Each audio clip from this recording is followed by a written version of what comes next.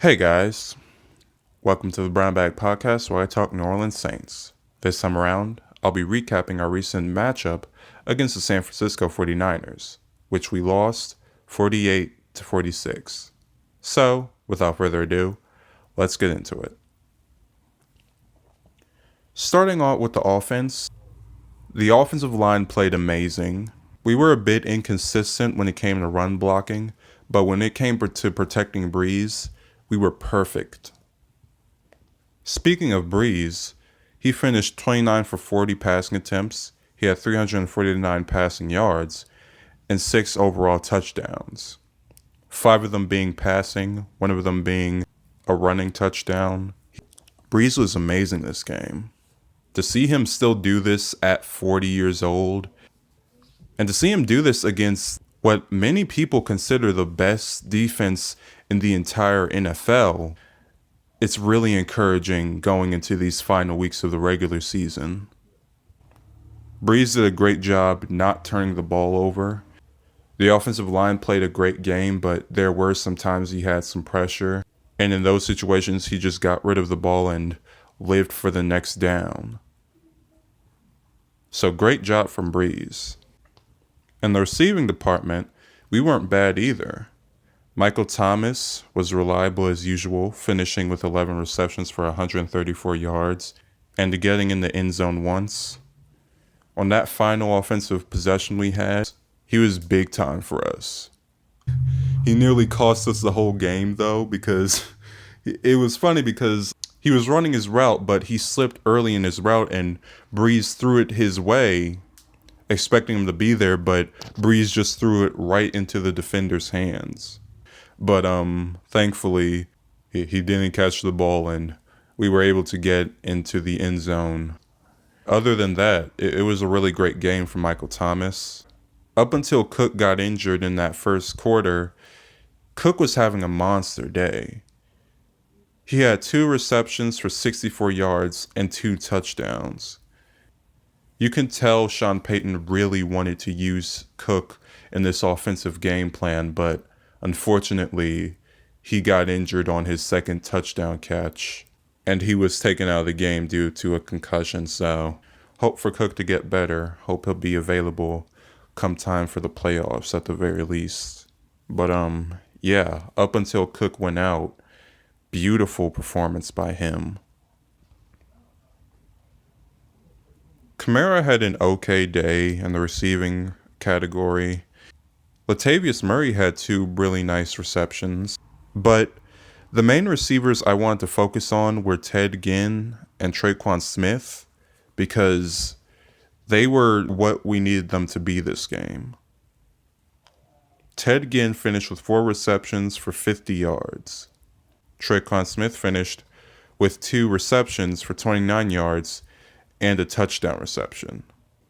Looking back on it, it kind of sucks because if Tre'Quan Smith had stepped out of bounds instead of getting into the end zone, we could have bled the clock out a bit before we got into the end zone. But in the heat of the moment, I understand why Smith got in the end zone, and our defense should have been enough to stop them. I'm going to get into the defense later, but like I said in the preview, we didn't need these 2 to be huge on the stat sheet. We just needed them to be reliable, and we needed them to catch balls when Breeze threw it their way. So I'm really impressed with what they did. Moving on to some other guys, Josh Hill got in the end zone. Taysom Hill got a huge reception for 12 yards. And Deontay Harris got a reception for 13 yards. So overall, I'm really impressed with our receivers. If I had any complaints with how the offense performed today, it would be in the rushing department. Alvin Kamara didn't really have that great of a day. 13 carries for 25 yards. He even had a fumble. Latavius Murray, though, dude was effective. He had 7 carries for 69 yards. I really wish we had used him a lot more than we did.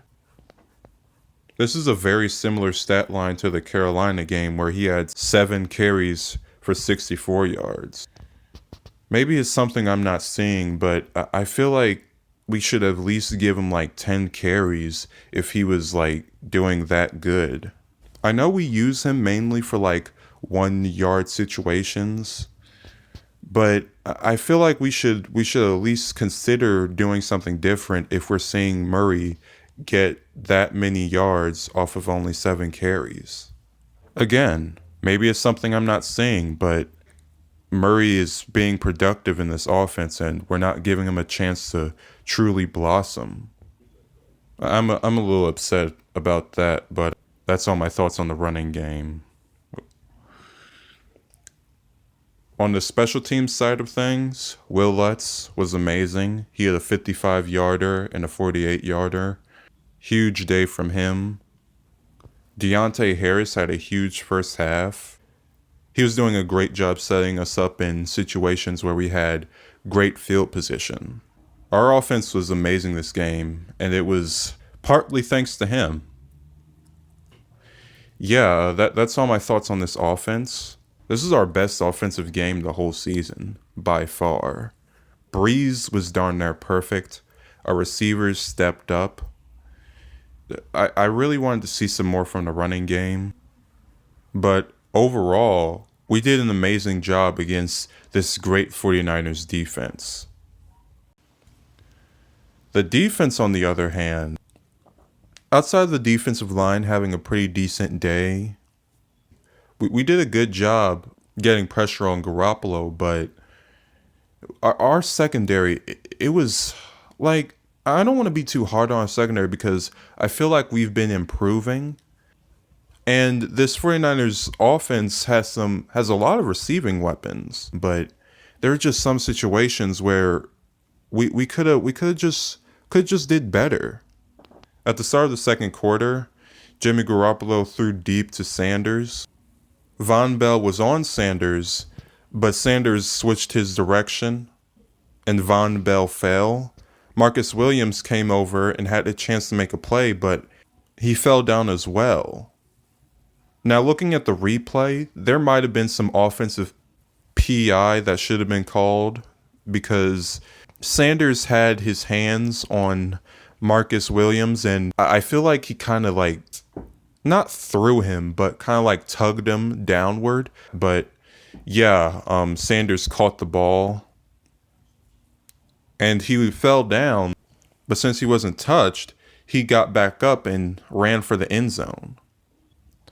Von Bell was there to stop him from getting in the end zone, but instead of trying to make the tackle, he tried to strip Sanders, which I don't have an immediate problem with, but he tried to strip him so hard that he fell down and Sanders just walked into the end zone. But the second situation I wanted to bring up was the 4th and 2 play. Late into the fourth quarter, there was like 32 seconds left. Garoppolo threw the ball to George Kittle. Kittle caught the ball. Chauncey Gardner-Johnson was on him, but he made a tackle way too early and Kittle just broke it and ran off down the sideline. Marcus Williams was in front of Kittle and he was in perfect position to try and push him out of bounds or try and do something, try and make a tackle. But instead of doing any of those things, he tried to tackle him high and then grabbed a piece of his face mask. Kittle is huge and he's probably running real fast, and I could understand the whole face mask thing to at least save a touchdown if he was like right beside Kittle and he was running along with him, but Williams was in position to push him out of bounds at the very least. He had time to make a smart play, but he just panicked. Like, I don't know what he was trying to do. He went so high when he tried to tackle him. It was ridiculous. Yeah, the secondary was just terrible. This has to be their worst game in a while. The rushing defense wasn't there either. They got over 100 yards rushing the ball, so yeah, that was a disappointing aspect of the defense as well. But I feel like, I don't know, the secondary has got to hold it down. We did pretty decent in the penalty department. I don't remember too many huge penalties. Well, there actually was one. We got a sack on Garoppolo, and it was like third down, but CJ Gardner-Johnson was holding, and that gave the Niners an automatic first down. That wasn't a good job from Chauncey, but yeah, I think we got like 5 penalties as a whole this game. So we've been doing really good in the penalty department. But yeah, that's all I have to say on the defense. The defensive line played decent, but the rushing defense wasn't there, and our secondary was complete garbage. So yeah, that's all I have to say on the defense. Moving on to my last topic before I end this whole recap. Sean Payton. Now, let me first say this. Sean Payton is a gutsy coach. He will go for certain things that seem crazy sometimes. And a lot of people want to praise Sean Payton when it goes his way and just kick Sean Payton in the head when it doesn't, which isn't totally fair. If I'm going to go against Payton on something, it's not just going to be because it didn't work in the moment. It's going to be because I didn't see the reason of doing something like that at the start of the play. There's a lot of hindsight bias when it comes to judging these gutsy calls by Sean Payton, and I don't want to present myself as someone who does that. So, with that being said, Sean Payton did 2 things in particular that were kind of seen as gutsy. I mean, he went for it on 4th down a few times, but the main thing I'm talking about is the fake punt and the 2-point conversion late in the first quarter. Now, a lot of people are going to look at the 4th and 18 and see it as something desperate. I like what Sean Payton was going for there, but I'm not sure about the whole presentation of it. I feel like we probably should have had somebody else there instead of Traquan Smith. It was really unfortunate that that didn't go our way, but I don't disagree with that 4th and 18 play. Taysom Hill threw a perfect ball. The receiver just couldn't get free. But the 2-point conversion late in the first quarter, I couldn't agree with. At that point in the game, why are you going for 2? We only scored our 2nd touchdown of the game. I could get going for it when you score like your 3rd touchdown and then you want to build up on your lead a bit, but going for it that early, I don't agree with that. It ended up biting us in the end because if we had just kicked the extra point, we wouldn't be forced to go for 2 on our final touchdown. It would be 48-45 instead of 46-45 on that final drive. I feel like we should just kick the extra point, and maybe later when we got our 3rd touchdown, we go for it then, but I don't agree with going for 2 at that point in the game. But that's all I have to say on my Saints. Great performance by our offense, but the defense, the secondary in particular, has to step it up.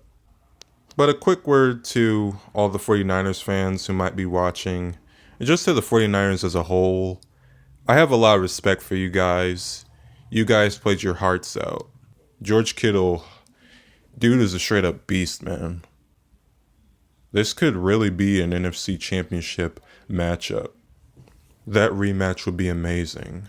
But congrats to the 49ers. Congrats on maintaining your lead for the number 1 seed. For now. You guys were in a really weird position because the Seahawks, up until they lost to the Rams, if I'm not mistaken, they were leading your division, and you guys would have been the 5th seed. You guys are in a weird spot where you could drop to the wild card any minute. You better keep winning because the Seahawks, they lost. They got completely dominated by the Rams last night, but don't get too cocky. But great game from the 49ers and great game from the Saints. We just We just couldn't pull it out in the end because our secondary is awful. But respect to the 49ers because they were fighting hard this game. But that's all my thoughts on this game. Leave a like if you enjoyed. Subscribe if you haven't. Check out my Twitter. And until next time, Brown Bags signing out. Come on, secondary. Pull your weight together, man. This isn't acceptable.